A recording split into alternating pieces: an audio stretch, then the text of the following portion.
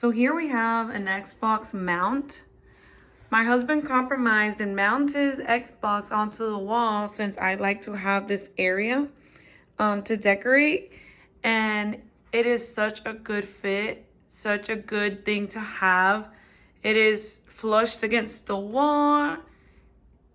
It only needs some screws and some anchors.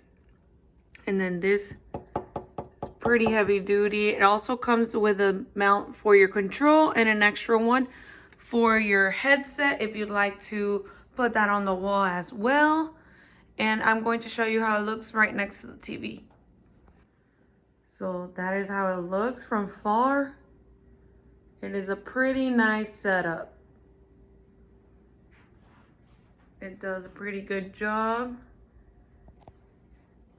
You can still move your TV and it doesn't take away from it moving side to side. What I like about this is that the cables are on this side, pretty much hiding behind the TV. So see, it gives it more of an aesthetically pleasing look. Highly recommend this product.